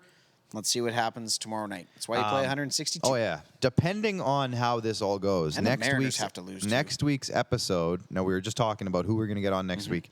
Next week's episode might depend on if the Jays are in that wild card game. We've kind of made the conscious decision as a show. We're gonna knock on wood though as we say this for sure. Yeah, reach it. There you go. Yeah. As a show, if they get to the wild card game on the 2nd of October, I believe, which is next week, we will be not having a show on Tuesday. We're going to cancel the show, or For obvious reasons. we're going to do a live stream in some other way, but we're not going to be doing a show. We're going to be watching the Jays. Yeah. Just going to tell We're you now. not superstitious, but we are a little stitious. Yeah. So anyways, just so you're aware, that might be happening next week. Let's get into our Squad Select segment. If you guys can bring up the Sure. results from last week. Sounds good. We just posted them today because we had a busy couple of days between the two of us, and we honestly, it slipped. It slipped. So Graphics guy here's was all last week. tied This up. is week 3. The battle game of the week was the Bucks-Rams. Max got the Rams. He won that. I had the Raiders and the Bills who won, but the Steelers and the Seahawks both lost. So I was 2-3 on the week. Max went 5-0. Max won Had all a 5 weekend. games. Had a weekend. You I had a did. great weekend. As it So were. we got week 4 here, Max. What do we want to do for the battle game I honestly of the haven't week? even looked ahead to week 4 at the moment. I I'm know looking the at Rams it are playing now. the Cards. That's about it. Rams and Cardinals honestly could be a pretty good option. Or we take the Thursday nighter toilet bowl. Or that, and we just pick Just winners. kidding. Joe Burrow's good. Chad Isaac, it's fine. I mean, Your Bengals yeah. will be okay. Hey, they beat the Steelers. So do you want to go Cardinals-Rams battle game?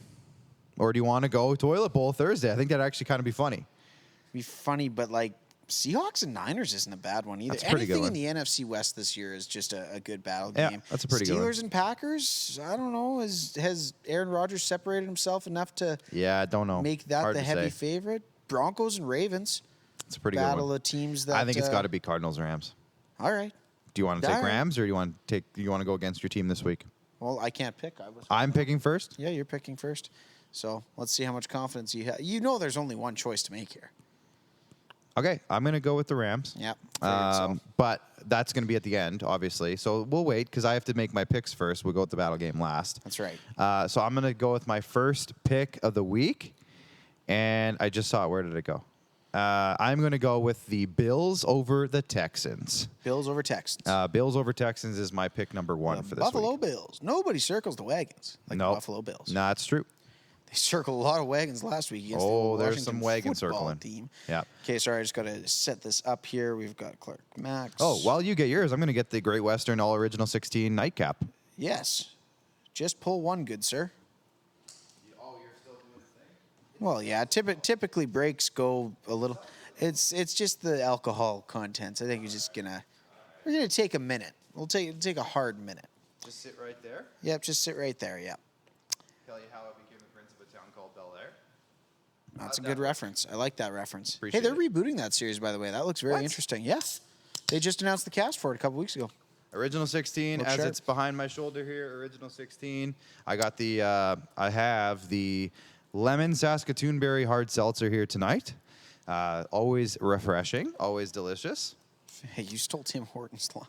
Is that Don't cross promote with other slow logos. Slogans. Don't Logans. Logans. Yeah. Logans and slogos. committed to quality? Great Western Brewery. There you go. Good work. You tightened it up. Good stuff. Okay, who are you picking, Max? This You're is an delaying automatic here. for me. I think Darren DuPont, the man upstairs, his Tennessee Titans over the lowly New York Jets. I don't know. Zach Wilson just doesn't seem to have it figured out quite yet in this league. This is a defense where he easily could figure it out with the Titans, but yeah, I don't know. I think Tannehill and Henry are only going to continue to get stronger with A.J. Brown and Julio in tow. Too many offensive weapons. I think this is a blowout. I think I might be even taking them to cover the spread in this game easily. There you go. All But right. every time I do that, the Jets always find a way. So we'll see. But I Yeah. will take them. They I'll didn't take the Titans to win. They didn't for find a sure. way at all last week. You got a shutout on that one. No. I'm going to go with it's a good week this week. There's a few interesting things going on. I'm going to go with the Chiefs over the Eagles. Now the Chiefs are 1-2, so this is a weird risk right here. The Eagles, I think, are also 1-2, if I'm not mistaken. But I think this is the time where the Chiefs turn it on and they get back into their normal gear. And Josh Gordon might be making his debut. Have you heard about this, Max? I guess we should have put that in the top of the order. I don't mind that. I picked him up in fantasy, actually. Josh As Gordon. soon as the news came out Yeah. that he was going to get reinstated, I picked him up in one of my fantasy leagues. That could be a weapon. It's going to take him a few weeks to get there, though. They're going to put him on the practice Oh, yeah. squad. I don't think he's gonna be back He won't right be away. there quite yet, but a very interesting pickup for an offense that needs a couple more weapons outside of Tyreek Hill and Travis Kelce. So we'll see what goes on there. Man, I talked about it earlier. This one's got to be the easy one for me. I'm sticking to my guns here. I think Tom is going to run back to New England, and I think he is going to absolutely throttle the New England Patriots. So we'll see if Mac Jones has something in the tank. Yeah. I think Tom comes into this game with some sort of a vengeance and absolutely goes out and I don't want to say murder. That's a bad word. Well, I guess I already as said close to he's it gonna as you can, murder yeah. his old team in Yeah. the New England Patriots. Okay. I can see that being the case. Yeah. I'm going to go with a interesting matchup, but I'm going to go Saints over the Giants. Oh, you're going to go with the Aints again, eh? Yeah. Interesting, See, last time I picked the Saints, they lost. Last time you picked the Saints, so they ain't. I'm going to go with it, though, because the Giants being 0-3, I just don't think they have much going on there. And Fair enough. This is going to come back to bite me. This is going to jinx me here. But I think the Saints, I think they're 2-1 right now. Yeah. And they have a solid team. So I'm going to go with the Saints. Wow. You know what? I think it might be time there. I think the Steelers are just in trouble. I think, maybe it's safe to go with Aaron Rodgers. You can't can't bet against Aaron Rodgers as he started to heat up the last little while here. Did you see that last minute drive that he had against the Niners there on Sunday night? Yeah. That's just magical. Again, we Old talked about school. it after week 1. That we Classic. should be cutting and clipping that because way too early to count out Aaron Rodgers. He's seemingly got his groove back, and I think the Packers are gonna walk all over the Steelers. Okay. This is getting to the nitty gritty. So do I have one more game left? You I'm have not one keeping more track game here. left, yeah. I have one more game. Okay. So there's a few games that you gotta go back and forth on here. You know that There's one that Sunday, sticks out to me. I'm gonna go with the. This team has come back to bite me a couple of times too. The Browns Vikings. I'm looking at maybe going with the Browns. Right. The Vikings have You bit don't me sound a so couple of confident in that. times. Do you want to change that pick, or you don't sound super confident? That's a tough one. You know what? No, I'm scrapping it. Erase it. I didn't take my finger off the button. I'm going. You didn't play the Scrabble tile. I'm going Dolphins over the Colts at home. okay. I'm going Dolphins over the Colts. Jacoby Brissett against a banged up Carson Wentz or Eason. Interesting. I don't Yeah. mind that. I I'll don't see mind what that happens. at all. See what happens at home. Colts are weird right now. We'll see. I got a couple of buddies who are Denver Broncos fans, and they're not going to be very happy with what I have to say if they tune into the program here tonight. But I think this is the biggest facade of a 3-0 football team that I've ever seen. You know who they played? Yes. Do you know who they played, Clark? Yeah. The Giants, the Jags, and who's the third team? You talking about the Broncos? I'm talking about the Broncos. The Jets. The Jets. Was it the 3 teams that are just awful? Just awful. Yeah, just awful. And I think that say what you will about the Detroit Lions. Yeah, they should have won that game. Well, Marquise Hollywood Brown dropped 2 to 3 touchdown passes that were in his hands. That game could have been a 2-score game. I think the Ravens are going to go into Denver and maybe expose these boys a little bit. I may be eating my words a little bit, but again, I like betting on quarterbacks that are game changing, and I'm not going to count on Lamar to only put up 19 points 2 weeks in a row. Yeah. 16 because Justin Tucker did. That was a game I was looking at for sure. But I think the Broncos are just at 3-0 against those teams. I think it's all right. They're gonna hit a real football team now. Yeah, it's gonna be interesting. I think, but I think the Ravens are gonna win that one. Maybe it'll be another nail biter, but I'd give them 4 or 5 points for sure. Around the league, the Seahawks 49ers. That's gonna be a good game, like you said. Raiders Chargers is probably gonna be a solid game on Monday night. We talked about like the Panthers and Cowboys. The Panthers Cowboys. You know what? I'll switch with you if you want. Yes. Deal. I'll take the Cardinals. I've taken the Cardinals a couple times. That's another fraudulent team. Kyler Murray's gotten a lot of luck these last few weeks. Well, I think it's going to keep rolling. Let's do it. I was actually thinking of switching anyways, and then I just wanted to give you the option. So you're just a nice guy. This is where the karma's going to help you. But this is why I lose squad select every year. Well, that's not true. But it's not true. I think it's because I'm a nice bad guy. The only reason you had a chance last year. But okay. Anyway, so that's going to do it. So I have the Bills, Chiefs, Saints, Dolphins, and Cardinals. You have the Titans, Bucks, Packers, Ravens, and Rams. There you go. It's going to be an interesting week. Off the tongue. Week 4, big week in the NFL. I like to think of week 4 as like the starting of kind of the turning point of the season. Teams get to know who they are. Not quite the quarterway point yet. Not quite there. 17 weeks. People But forget that. After 4 games, I think teams start to know, okay, we're 0-4. We're bad. Or hey, maybe we're not supposed to be 4-0 and we're the Broncos, and hey, maybe what we if are your 4-0. Falcons wake up, go and win a game against the football team, and all of a sudden you're 2-2 and think you have a shot at it? I hope the Falcons beat the football team. I should have picked the Falcons over the football team. That was the one game that stood out. I thought you were going to take your boys because you know what? Scrap the Dolphins. Whoa, give me the Falcons over the football team. Hey, all right, fine. Yep. Nope. Give me the Falcons over the football team. I'm doing it. I like it. I hate the football team. I'm a Falcons fan. Let me get my jersey here. I am playing so much chess while you're playing checkers. It's unbelievable. I gotta support my boys, my Julio Jones-less Falcons. I didn't think that statement was going to get you to switch things out like that, but I'm very happy. I'm buying into my boys. I heard what Andy had to say earlier in the show that they aren't going to do very good, but they have some weapons. Yeah, Matt Ryan's still a good quarterback. You ever heard of a guy named Chase Young, Montez Sweat? Yeah, there are also a couple of weapons on chance. That defensive line that are going to absolutely roll Matty Kyle Ice. Pitts is going to run all over him on Sunday. Is he going to run with a football in his hands? That's the question. We all know he can run all over the place. Just does he do it with a Does he football? get it in with a his football? hands? Anyways, we should probably wrap this up, Max. We are at 8:40 here, so that's usually our good over/under number. Yes, sir. Let's just wrap it up with a few comments here. Myron says, Great Western Brewing needs to expand eastwards. There's a picture. I could use a few of their products while watching this Jays game. Yes, Myron. I wish we could send you some of these. They typically frown upon that when you send them through Canada Post. I Unfortunately, think they don't go much farther than Manitoba, if I'm not mistaken. I think they're into Manitoba, but Okay. yeah, they don't go too much farther, I don't think. Alan Lee says Popeyes for the winners. So I'm wondering if Alan, do you mean like the overall winner of Squad Select gets Popeyes? Wow, I don't hate that. Clark's in the Owing column for like Well, 3 we're Popeyes starting meals. it. We haven't started it yet. We got Donna Berger saying congratulations on 1 year. Thank you to everybody once again for helping us get from 1 to 52. It means a lot. And we love seeing your names pop up in the comments every week and see on the like button and everything. Thank you guys. It does mean a lot to us and the guys in the back as well. Lane Ardell says Max is rolling. I think that came in during the Andy McNamara interview, so I think that was that Leafs chirp you might have thrown my way earlier in the show. I think that's what he's referring to. He said I was I woke up feeling dangerous today, Yeah, you did. as Baker Mayfield would say. Now, Myron sent me a text a minute ago, and there's somebody at the Jays game with a Moorcroft jersey, a 96 Moorcroft jersey, and he said, "Damn you, Moorcroft." Am I missing a reference that I should really know about? No, I'm lost on that one too. He's been holding up a Leafs jersey with Moorcroft on the back behind home plate. Is that a Moorcroft. movie The only reference? thing I could think of with any sort of relation would be Andrew Raycroft, but Moorcroft. Jersey. Okay, here we go. Keegan Matheson. My only issue with the Moorcroft 96 jersey behind the plate is that the sport of hockey is in any way being acknowledged. The origins of the Blue Jays' most hated jersey. I don't know. Am I missing something? I am maybe.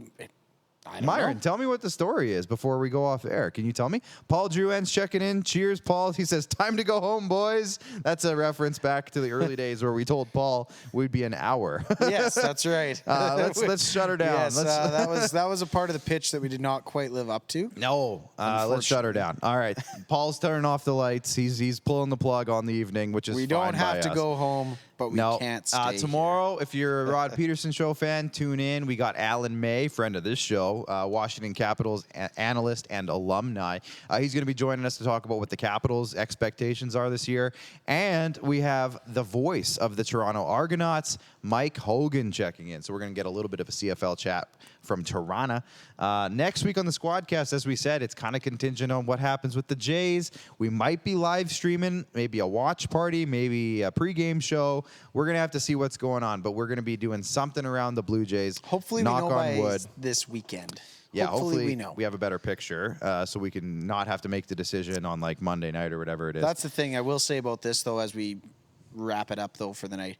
This week in baseball, if you wanted to become a baseball fan, if you had any interest in the sport whatsoever, watch this week of baseball, especially in the American League. There's 4 teams that have a legitimate chance at both wild card spots. Yes. The Yankees going up 3 tonight does Seattle's all but right there solidify still, their too. position. Yeah. As long as they win 1 or 2 more, they're in. But that second wild card spot, Seattle's come up. Oakland's got to win out essentially. So it's Oakland's it's a crazy time to be a baseball fan, back, and then so. obviously the Jays are in it. But got to go 4-2 down the stretch. They're 0-1. They got to go 4-1 the rest of the way. But that's it for us. So here from the basement of the IKS studios, we are the SquadCast. We got our new logos out, and thank you to everybody for helping us get to 1 year.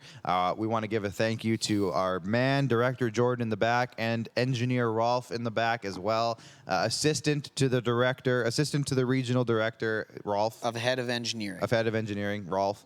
Yes. Of course, our friends at IKS Media, which the roof is above us. They Good give to us have a roof over our heads for a program like this. Yeah. So thank you to Paul and everyone at IKS. I'm going to give a shout out to producer Alan and producer Kayla. Throwback to our early episodes with producer Kayla. Yep. She was a big help getting us off the ground. And our friends at Rockstar Supply Chain Solutions, of course.